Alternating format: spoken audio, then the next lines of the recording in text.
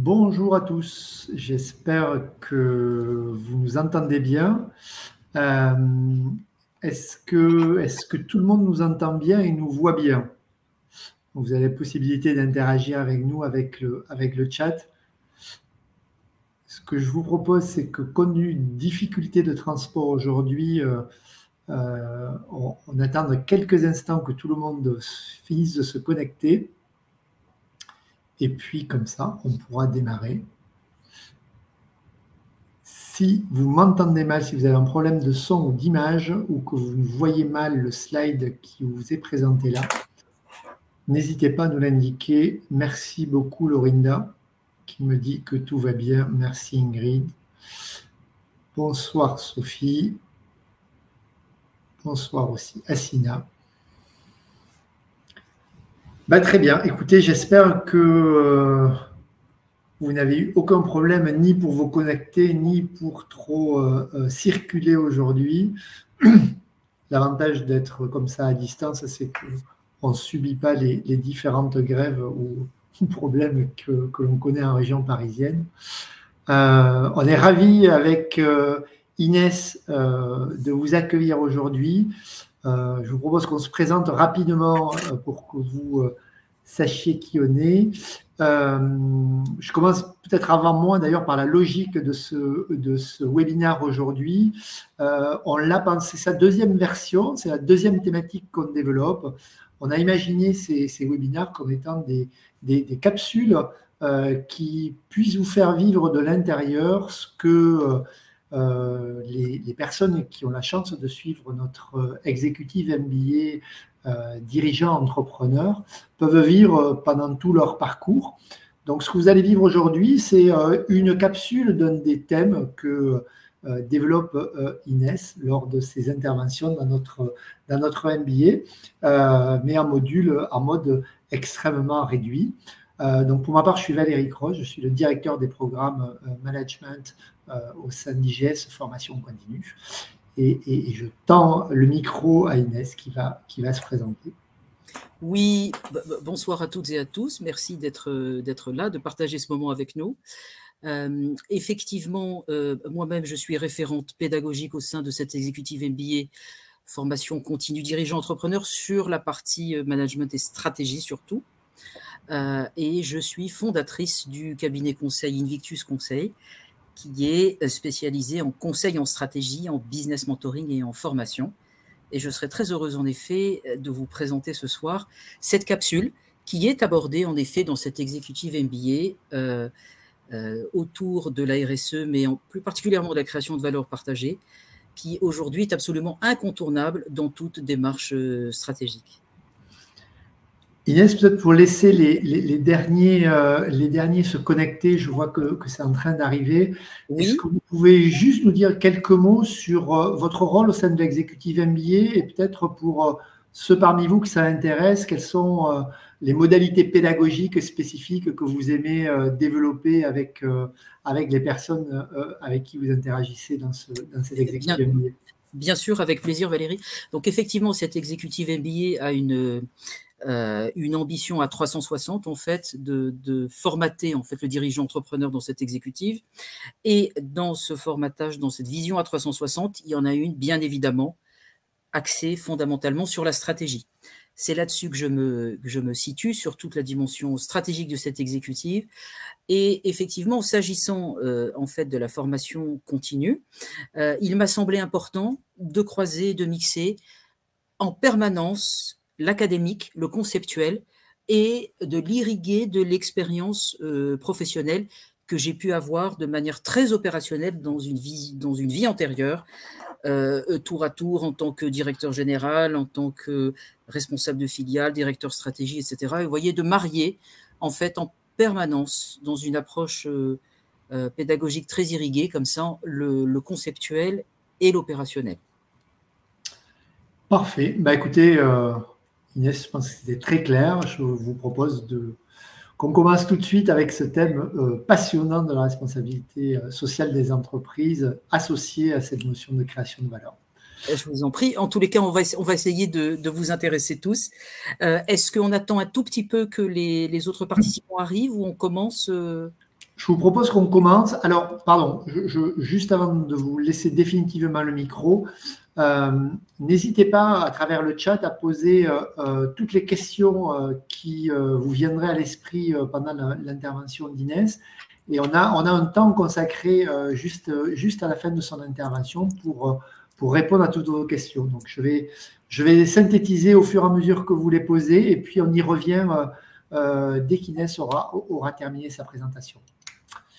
C'est à vous. Très bien. Donc, effectivement, en effet, il a semblé très, très important, vous voyez aujourd'hui, dans toute approche stratégique, en tous les cas, telle qu'on l'a conçue avec l'IGS dans l'exécutif MBA, de prendre en considération dans la mise en œuvre et dans la conception de sa stratégie, la dimension RSE.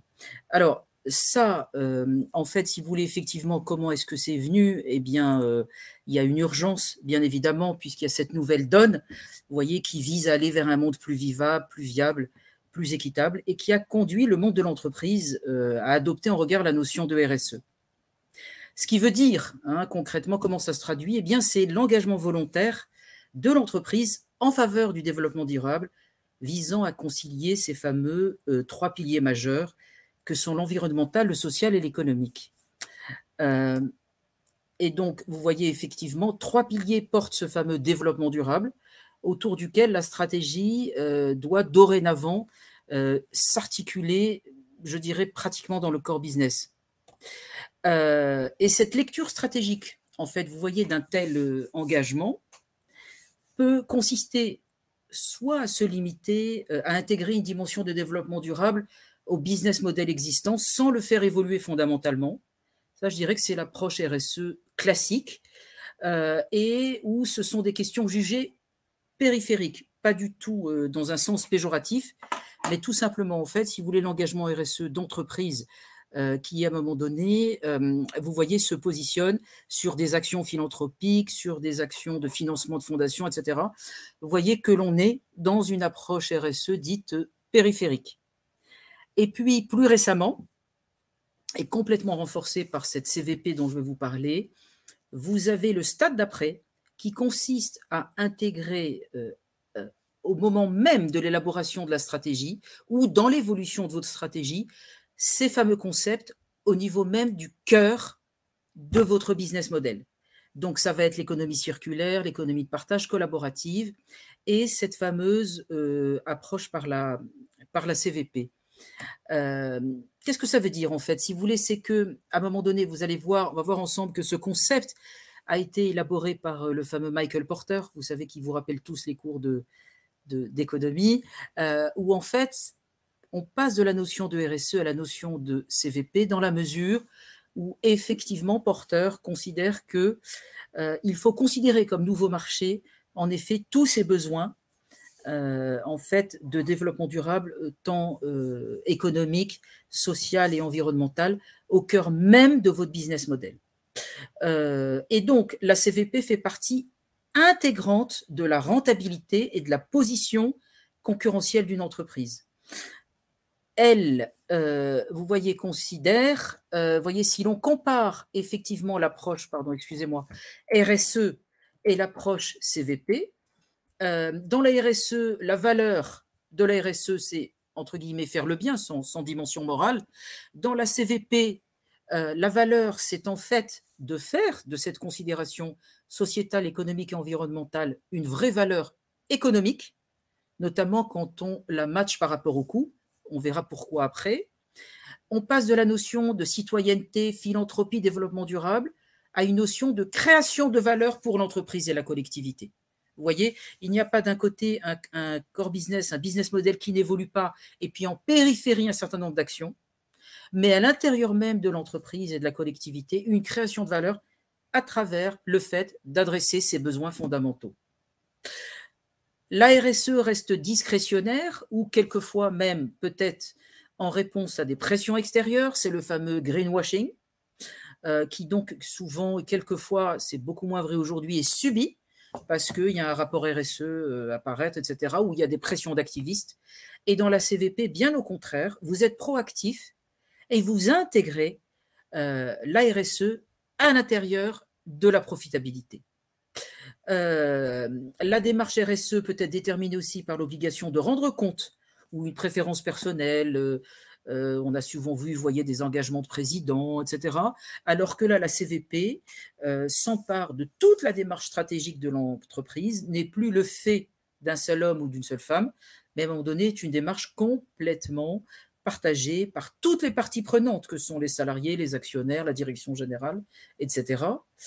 Dans la RSE classique, vous avez un impact limité au budget de la RSE, et dans la CVP, en fait, c'est un investissement global.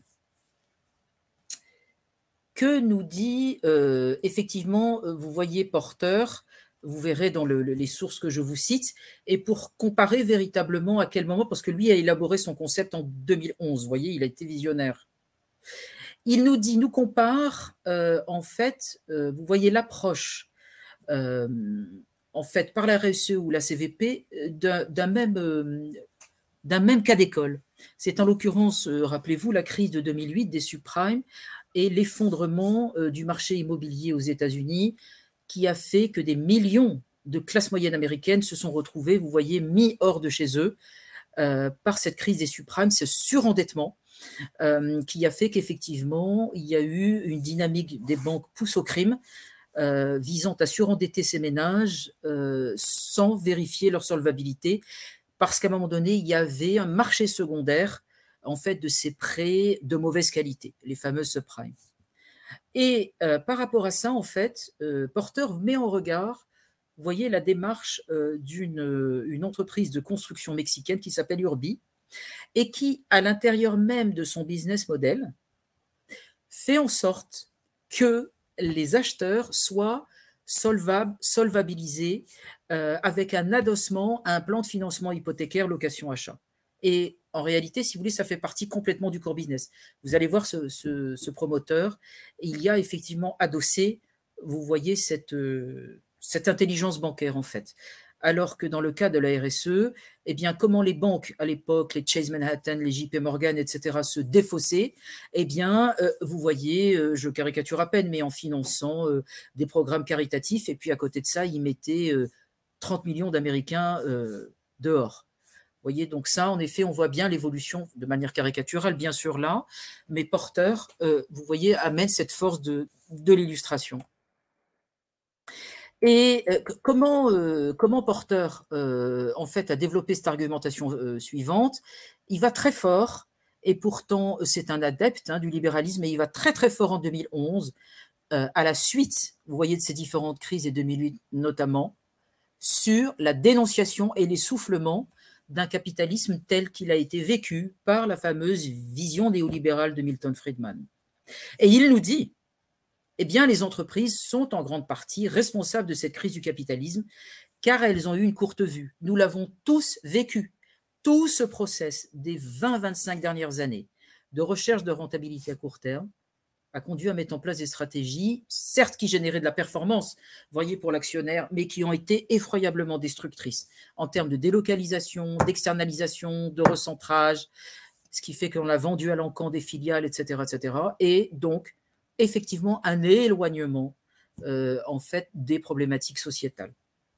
Friedman, vous voyez, c'était l'école de Friedman, en fait, et effectivement, le capitalisme, en tous les cas tel qu'il était vécu dans le monde dit libre, et en particulier anglo-saxon depuis 25 ans, était irrigué, vous voyez, par cette pensée dominante, où finalement le coût social est un coût pour l'entreprise. Et finalement, il y a cette lecture un peu binaire, une entreprise est soit profitable, soit sociale. Il va même plus loin, et en disant qu'à un moment donné, si une entreprise, pour Friedman, s'occupe de questions sociales ou environnementales, elle rentre complètement en dehors elle sort, pardon, de son champ, vous voyez, d'activité. Et si vous voulez, Porter, rappelez-vous donc ce grand opérateur, ce grand chercheur économique qui a notamment, vous savez, mis en avant, pour ceux qui ont eu ces cours d'économie à cette époque-là, et qui perdure en fait, la fameuse intensité concurrentielle, les domaines d'activité stratégique, les DAS, les chaînes de valeur. Il a reconsidéré et considéré en fait énormément apporté la théorie économique. Et pour lui, si vous voulez, il dit, mais finalement, Il ne s'agit pas d'un grand soir et d'abattre le capitalisme, mais tout simplement de venir le régénérer en considérant que les valeurs sociétales et environnementales doivent en réalité être prises en considération par le marché. Vous voyez, donc internaliser finalement dans des relais de croissance où la création de valeur économique en créant de la valeur sociale serait pour lui, en étant 2011, vous voyez, il y a donc quand même 12 ans, à l'époque, on trouvait la démarche un peu excessive. Regardez aujourd'hui comme elle est puissante en réalité, puisqu'effectivement, les leviers de croissance de l'économie mondiale aujourd'hui tournent autour de tout ce développement technologique qui vise effectivement à dynamiser la RSE, la dimension environnementale, sociétale, santé, éducation, etc., etc. Il a été visionnaire, mais ne nous trompons pas, ça n'est pas du tout, si vous voulez, un anticapitalisme primaire. Absolument pas. Il dit qu'il faut absolument que le capitalisme, de toute façon, s'essouffle régulièrement à des cycles, et donc est arrivé en bout de course de ce cycle complètement fou de désindustrialisation massive, de délocalisation et de course en fait à la baisse des prix pour le régénérer en réalité changeant de paradigme. Et c'est le retour pour certains d'entre vous qui se rappellent de notre cher Adam Smith avec la fameuse main invisible qui est donc le père fondateur du libéralisme, vous voyez, du XVIIIe siècle et qui nous dit dans La richesse des nations eh bien qu'en fait, la recherche des intérêts particuliers aboutit à l'intérêt général et ce que l'on a retenu sous mécanisme de la main invisible. Qu'est-ce que ça veut dire? En fait, c'est Porter revisite ce concept d'Adam Smith en disant, mais finalement, si chaque entreprise, dans son coin, vous voyez, s'empare dans une dimension vraiment économique et de rentabilité de performance des sujets des besoins premiers de la Terre et de l'humanité, eh bien finalement, les intérêts particuliers vont en effet conduire à un intérêt général. Donc c'est une manière aussi, vous voyez, de revisiter le libéralisme, de lui ramener un second souffle et de faire revivre cette fameuse théorie de la main invisible. Et si on pousse plus loin, Porter vous dit, mais finalement c'est un changement total de paradigme, où jusqu'à encore pas longtemps, effectivement, intérêt de la société, intérêt de l'entreprise étaient totalement contradictoires, opposés, et il dit, mais non, finalement, on va faire en sorte que les deux se rejoignent, et ça va être un moteur fabuleux de croissance et d'innovation. Alors, on va voir comment. Vous voyez, et effectivement, ce que propose Porter, c'est un changement total de paradigme. Avant, la valeur intrinsèque dans l'école libérale telle qu'on l'a vécue depuis 3-4 ans, la valeur intrinsèque, en fait, c'est la valeur actionnariale, c'est la valeur financière. Après, les intérêts de la société conduisent à une égalité des intérêts de l'entreprise. Il y a des intérêts communs, en fait. Avant, vous aviez une valeur pour l'entreprise et une valeur pour la société qui étaient totalement incompatibles. Et là, en fait, il vous dit, mais non, on internalise en marché au sein même des entreprises la dimension sociale et environnementale. Avant, vous aviez en fait une externalisation des coûts sociaux et environnementaux. Je caricature, la pollution, ce n'est pas mon problème, c'est la société qui doit gérer ça. Les délocalisations et le chômage, ce n'est pas mon problème, c'est l'État qui doit gérer ça. Et là, en fait, dans l'approche CVP, c'est de dire, mais à un moment donné, bien au contraire, nous internalisons ces problématiques et nous dépassons le compromis lucratif, non lucratif.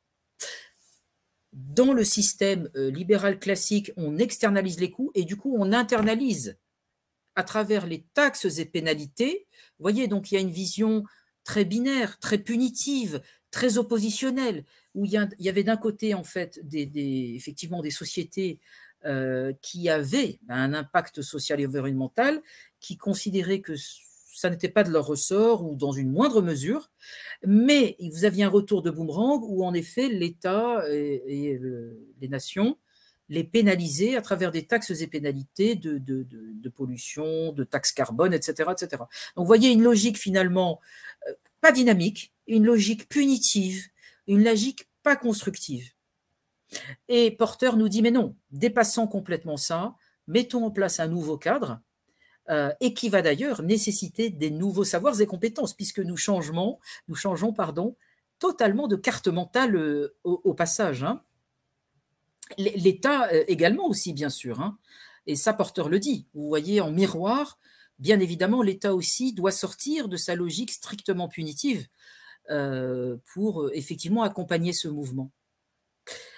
Ce que nous dit Porter, vous voyez, c'est que, eh bien, comment est-ce qu'on peut arriver à mettre en place très concrètement, et vous voyez dans l'exécutif MBA, en fait, lorsque j'aborde ce sujet dans la stratégie, eh bien, j'irrigue de beaucoup d'exemples et bien sûr de business case et de cas d'école où, en fait, à un moment donné, je fais considérer, vous voyez, ces 3 points mis en valeur par Porter. Qu'est-ce qu'il nous dit? Il nous dit en fait qu'il y a 3 manières de créer de la valeur partagée. Il s'agit d'identifier des nouveaux produits, des nouveaux marchés. Il s'agit de redéfinir sa chaîne de valeur. Et il s'agit de construire des écosystèmes multidisciplinaires. On va voir ce que ça veut dire. Alors, vous pouvez tout à fait les décomposer et ne prendre que 1, 2 ou 3. Vous pouvez aussi, bien sûr, les prendre ensemble. D'ailleurs, souvent, c'est lié. Et à ce moment-là, vous avez une combinaison de l'ensemble qui a vraiment une dimension exponentielle et très productive.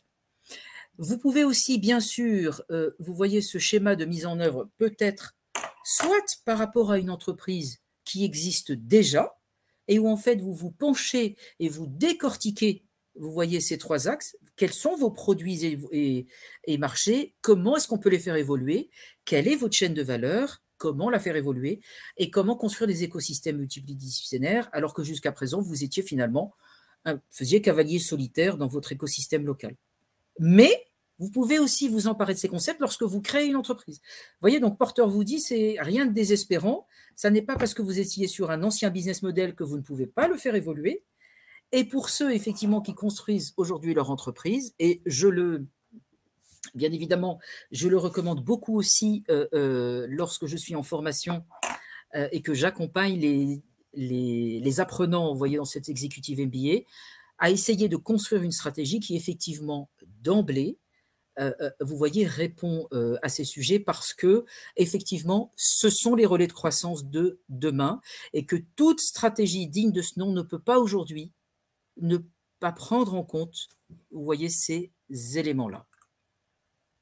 Et effectivement, vous voyez, en fait, qu'est-ce qui tourne autour? Pour une entreprise, très clairement, les besoins majeurs, ça va être l'utilisation de l'eau, l'utilisation de l'énergie, l'impact environnemental, la sécurité de vos employés, l'écosystème des fournisseurs, comment vous pouvez les faire évoluer de manière vertueuse, la santé de vos employés et la compétence. Et voyez, tout ça, dans l'ancien système, entre guillemets, était source de coûts et de pénalités. Et Porter vous dit, mais bien au contraire, ça va être des sources d'amélioration de la productivité. L'identification de ces nouveaux produits et de ces nouveaux marchés. Je vous donne très vite un exemple.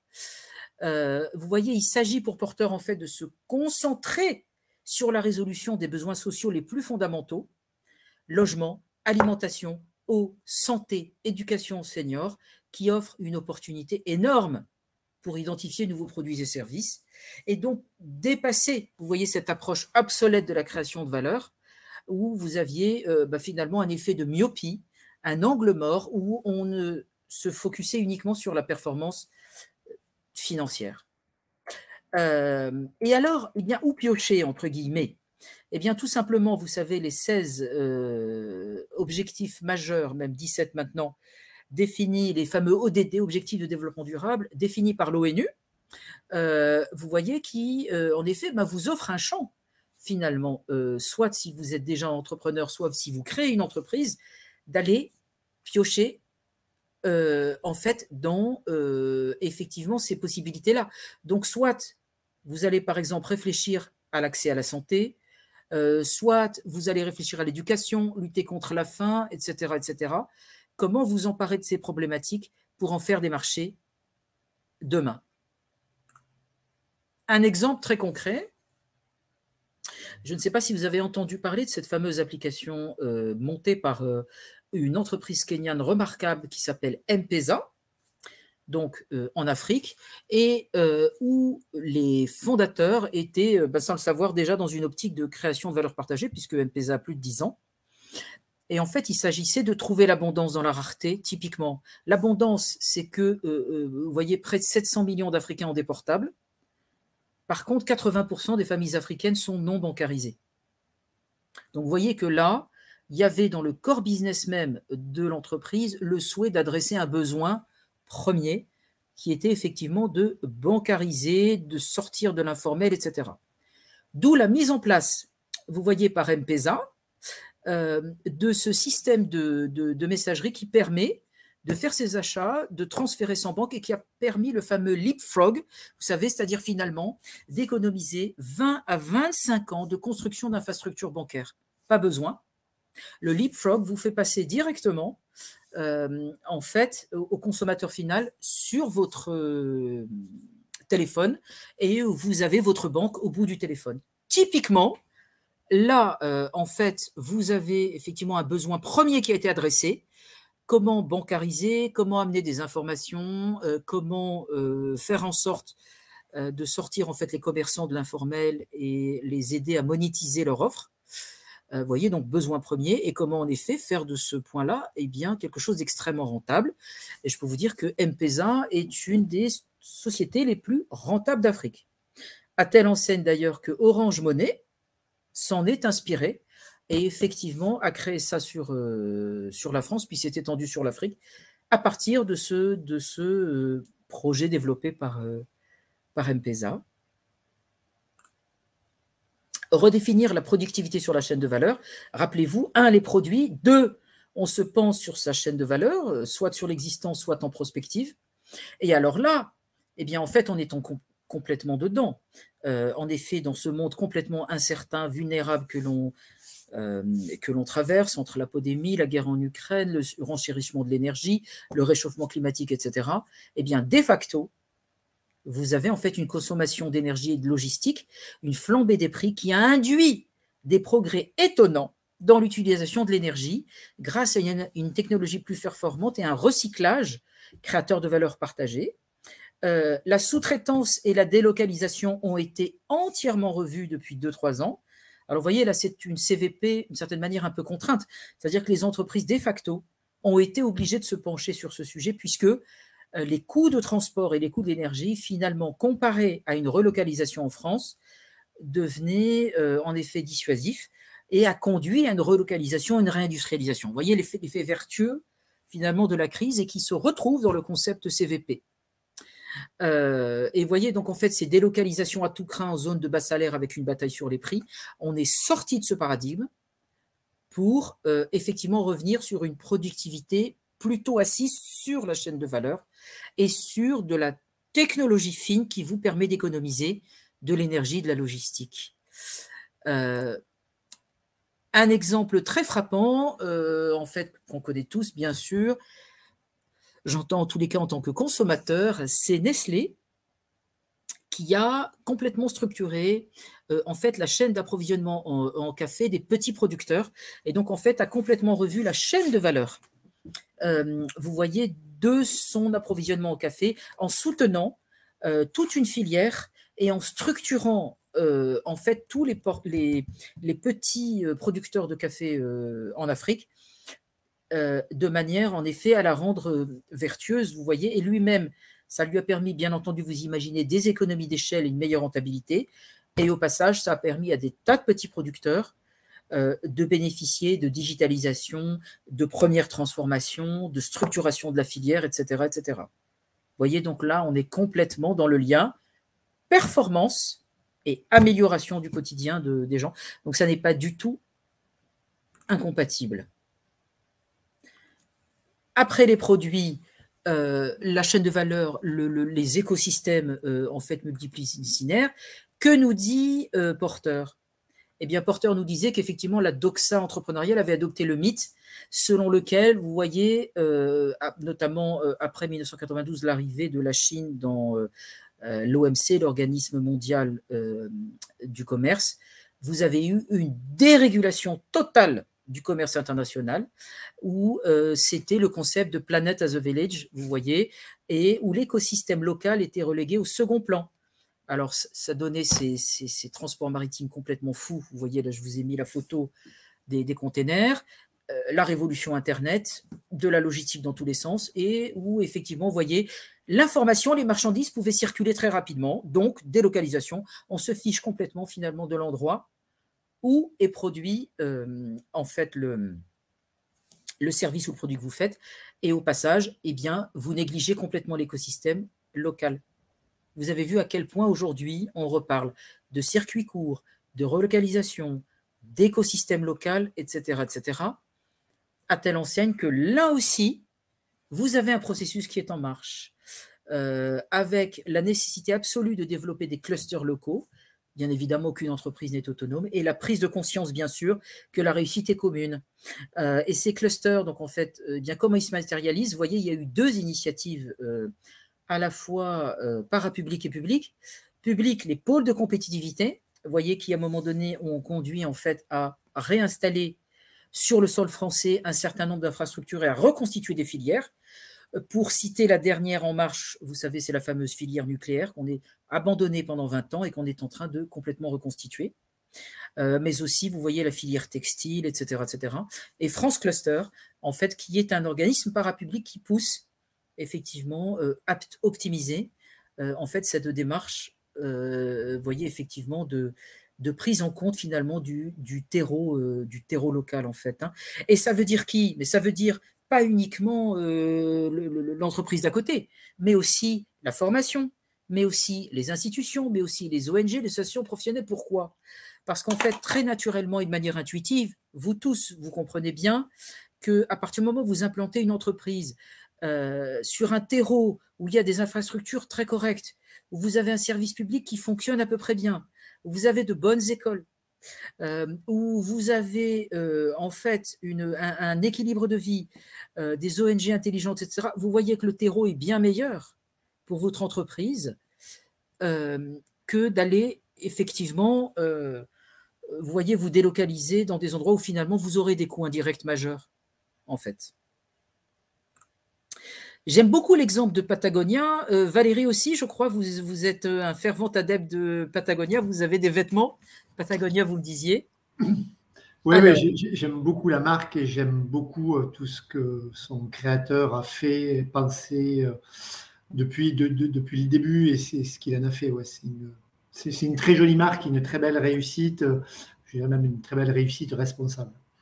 Là aussi, vous voyez, le fondateur a été complètement précurseur, puisque le précurseur est visionnaire même, je dirais, puisque en fait, d'emblée, le PDG de Patagonia a voulu absolument concilier efficacité économique et performance sociale. Vous voyez, il est antéporteur. Donc du coup, c'est une certaine manière comme M. Jourdain, il a fait de la CVP sans le savoir.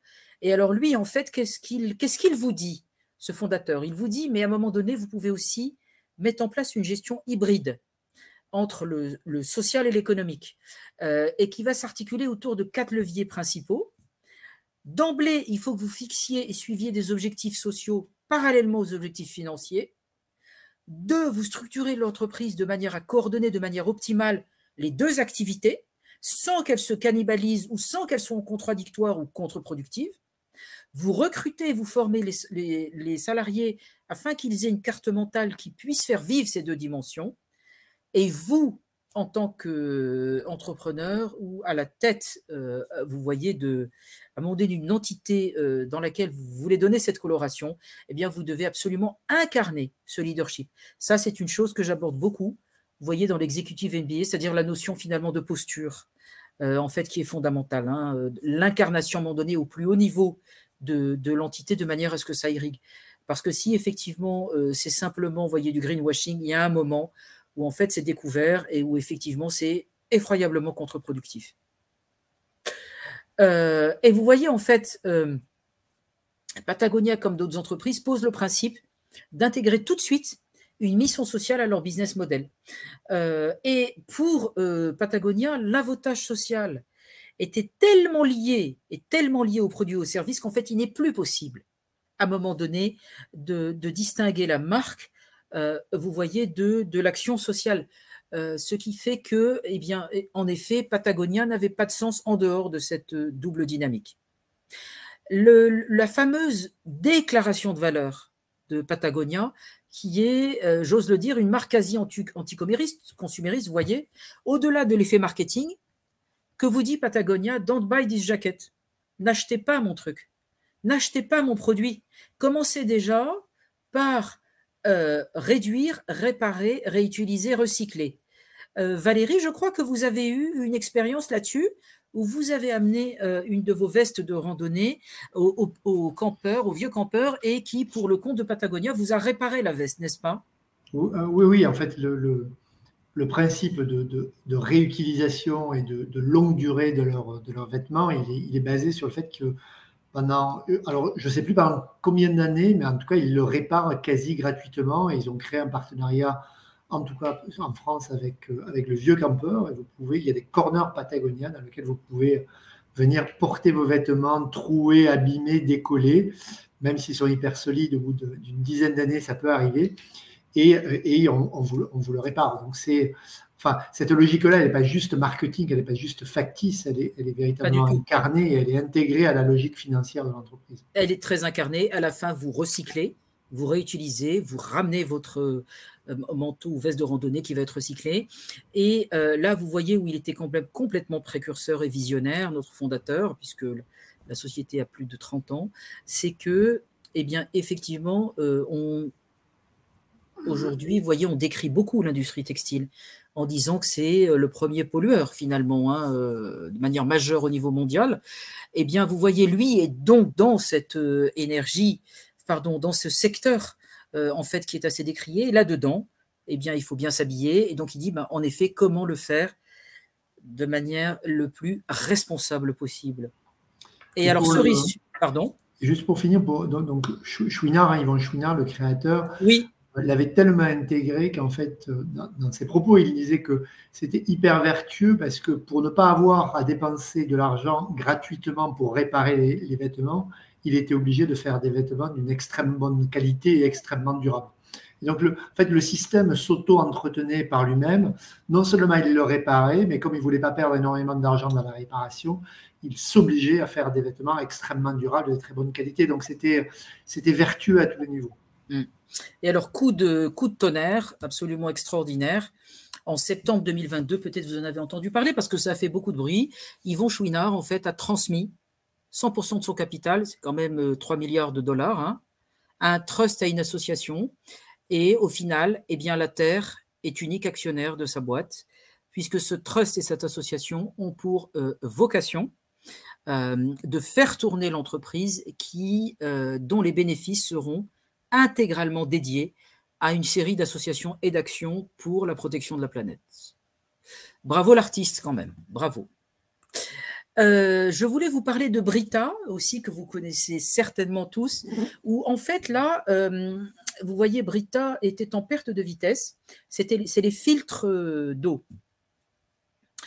Et en fait, vous voyez, effectivement, ne trouvait plus son positionnement en réalité, avec l'explosion des eaux minérales, etc., etc. Et il a complètement reconsidéré à l'aune de la CVP, en fait, sa proposition de valeur et en disant, mais finalement, comment est-ce que d'une question sociétale, environnementale, je peux faire un avantage concurrentiel? Et là, il a complètement rebrandé, mais c'est profond, je veux dire, c'est pas du greenwashing, il a complètement rebrandé sa marque en disant, mais finalement, moi, je vais me positionner en alternative écologique à l'eau en bouteille en plastique. Je vais de ce fait réduire les déchets. Je pénètre ainsi un nouveau marché. Je suis en avance sur mon marché et en plus, je vais décliner en plusieurs alternatives. Je vais faire des carafes d'eau, des technologies de filtrage d'eau, de gourdes, etc. etc. Et ce slogan quand même absolument imparable, un filtre Brita, vous permet d'économiser 300 bouteilles plastiques économisées. Le business model de Brita est en train d'exploser. Très, très beau chiffre d'affaires. Vous voyez, là aussi, un besoin premier, en effet, de protection de la planète et de lutter contre la pollution amenée par les bouteilles plastiques, qui drive, en réalité, une performance remarquable de l'entreprise. C'est vraiment la démonstration absolue. Vous voyez que les deux sont totalement réconciliable.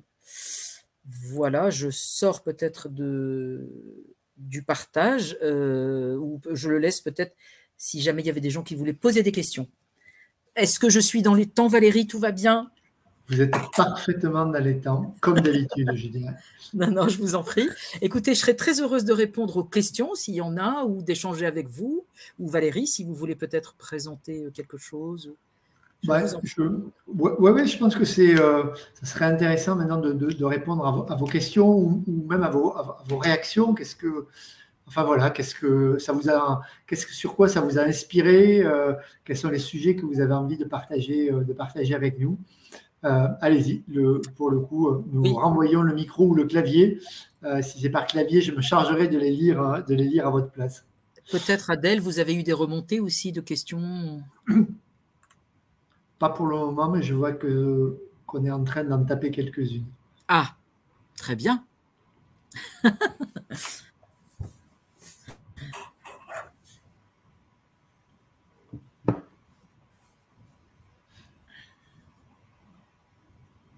Dans les chats aussi, vous pouvez nous dire en quoi ça vous a inspiré, intéressé.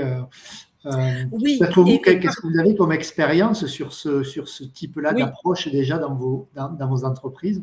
Oui, et pardon, j'ai oublié de dire quelque chose de très important finalement, Valérie.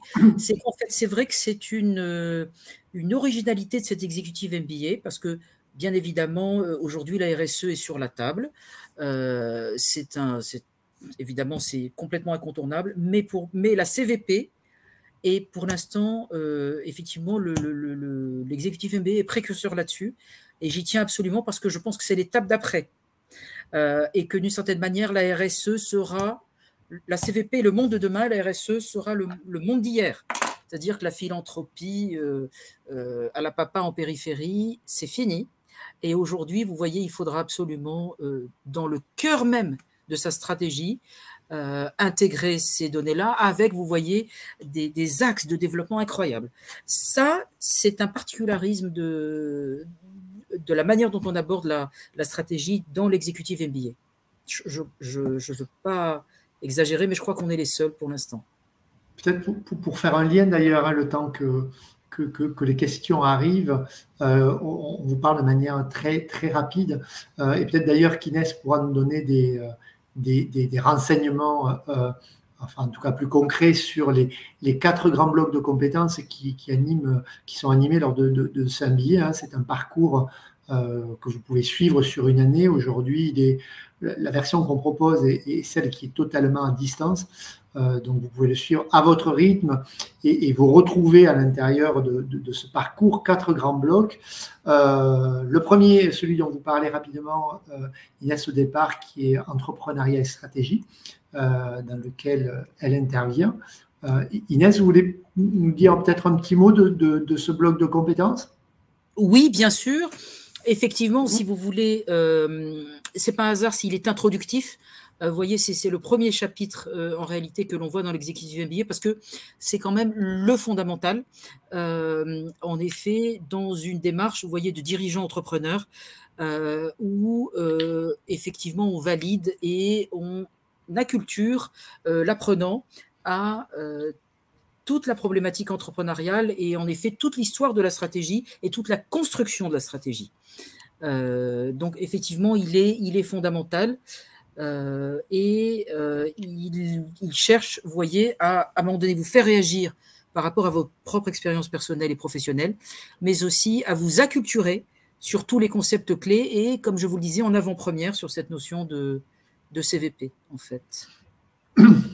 Voilà. Et donc, pour faire le lien, fort logiquement, après, vous allez sur les sujets à la fois de business développement et de conception, en tout cas, de votre plan de développement lié à la partie innovation, qui se lie bien sûr avec le troisième, performance et croissance durable, qui sont, encore une fois, comme Inès vous le disait, des sujets qui nous tiennent à cœur. Et tout ça n'est pas possible si ce n'est pas incarné par un leader. Et vraiment, encore une fois, on peut reprendre l'exemple de Chouinard tout à l'heure avec Patagonia. Ça n'existe que parce qu'on a derrière un leader qui l'a incarné au moment même où il prend son projet, où il reprend une entreprise ou alors où il la crée. Et donc ce dernier module tend aussi à aider nos futurs chefs d'entreprise, patrons de BU, patrons de service, à devenir des personnes qui incarnent un projet dans lequel ils croient et dans lequel ils vont devoir embarquer avec eux avec eux toute une équipe. Voilà, ça c'est les 4 grands blogs. Bien sûr, à l'intérieur de ces blogs, vous avez divers experts au même titre qu'Inès, mais sur d'autres sujets qui viennent vous apporter toute leur vision, tous leurs enseignements. Ce qu'il est important de noter, c'est que sur cette formation, ce ne sont pas que des professeurs, mais exactement à l'image d'Inès, vous avez des gens qui travaillent à côté et donc qui non seulement ont cette culture théorique, ont ces apports théoriques, mais les ont aussi expérimentés, que ce soit d'ailleurs un entrepreneur ou dans d'autres types de métiers. Donc, les échanges que vous pouvez avoir avec eux sont des échanges liés bien sûr à la connaissance qui est apportée, mais aussi à la manière dont ils l'ont expérimenté avec leurs clients ou avec eux-mêmes. Donc, l'approche, elle est bien sûr conceptuelle, puisque c'est ce qu'on vient chercher dans ce genre de formation, hein, se rechallenger par rapport à des concepts et des approches qu'on n'aurait pas, mais elle est aussi extrêmement pragmatique, puisque le but, c'est qu'en sortant de cette formation, vous ayez des outils qui vous permettent de reprendre une entreprise ou encore de rentrer dans un comité de direction ou de prendre en main une BU. Voilà, si ça vous intéresse, bien sûr, on peut aller plus loin et je serais ravi d'en discuter avec vous. Sachez que les 2 prochaines dates d'entrée dans cet exécutif MBA, c'est le 5 juin et le 2 octobre. Vous voyez que vous avez 1 an pour le terminer, mais comme notre formule est entièrement online, vous pouvez aller beaucoup plus vite pour le terminer. Et puis, je serai vraiment, n'hésitez pas à rentrer en contact directement avec nous pour ceux que ça intéresse et qui veulent aller un petit peu plus loin dans cette discussion. On sera véritablement ravis d'avoir ces échanges avec vous. Pardon Valérie, je vois qu'il y a dans le chat un point très intéressant là soulevé par Lorida Ango, qui nous dit, très intéressant, je trouve en effet, c'est dans un prisme de création de valeur que la RSE prend toute sa puissance, et pour ce faire, les FRH, qu'est-ce que vous entendez par là, Madame Angot? C'est les DRH en fait, c'est ça? Elle est en train de nous le dire. Oui, absolument. Sont des partenaires indispensables pour accompagner la transformation. Ça va sans dire.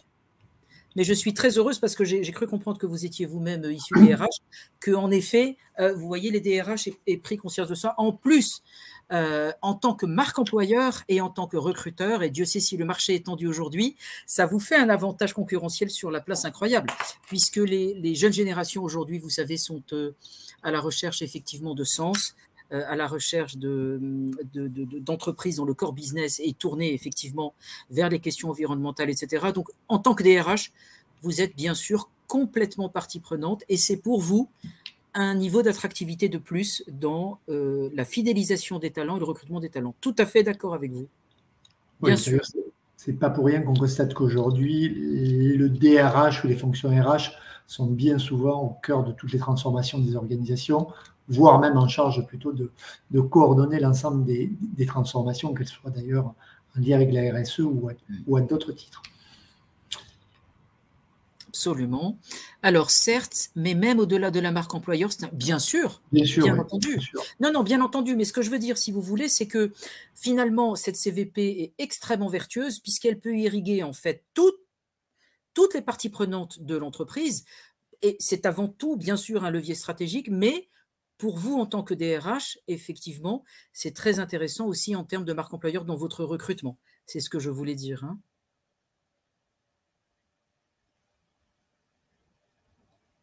Et voilà, on est d'accord. Eh bien, écoutez, je vous laisse encore quelques instants pour que ceux qui tapent le moins vite aient le temps de poser leur dernière question à Inès ou à moi-même. Avec plaisir. Et si ce n'est pas le cas, eh bien, écoutez, je vous remercierai d'avoir suivi avec nous cet échange. Je remercierai aussi Agnès qui a bien voulu trouver un moment dans son agenda lourdement chargé pour nous accompagner dans cette série de webinaires qui visent encore une fois à vous faire voir ou à vous faire vivre de l'intérieur ce que vous pourriez avoir de manière plus longue, plus fournie comme cours et comme sujet dans notre exécutif MBA. Et puis, encore une fois, on est tous à votre disposition si vous souhaitez en savoir plus et si vous souhaitez poursuivre cette discussion à la fois sur ce sujet, mais aussi sur bien sûr, ce que vous pourriez trouver dans notre MBA. Oui, bien sûr, et n'hésitez pas, évidemment, si vous avez des questions ou échanger là-dessus, je suis sur LinkedIn. Ce sera avec grand plaisir que je le ferai. Et surtout, je voulais dire qu'effectivement, je remercie aussi l'IGS, bien sûr, de m'avoir proposé cette intervention parce que ce sont des notions, vous l'avez compris, qui me tiennent à cœur, et notamment en tant que conseil stratégique. Vous voyez, effectivement, donc c'est avec grand plaisir que j'ai en effet participé à ça, Valérie, parce que il est important de faire connaître et d'évangéliser sur cette notion de CVP qui, comme vous l'avez compris, est le temps d'après par rapport à la RSE, en fait, hein.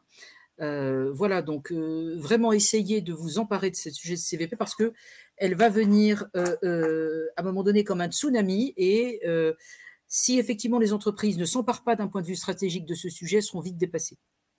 Il y a une urgence. Voilà. Merci. Comment peut-on vous contacter? J'ai répondu. Oui, j'ai répondu en laissant mon mail, Inès. Ah, très bien. Et si c'est des questions pour vous, je vous retransmettrai tout ça, comme ça je vous en prie. Écoutez, merci encore une fois beaucoup. Nous vous souhaitons une bonne soirée, et puis à bientôt, puisque normalement on devrait refaire ce format-là avec un autre de nos experts intervenants dans le MBA. En principe, on a une régularité d'un mois, un mois et demi. Donc, d'ici un mois et demi, suivez-nous sur les réseaux et vous aurez la prochaine thématique que nous développerons. Je vous souhaite une très bonne soirée et à bientôt. À bientôt à tous, et j'espère vous avoir convaincu. À bientôt. Au revoir, Valérie. Au revoir.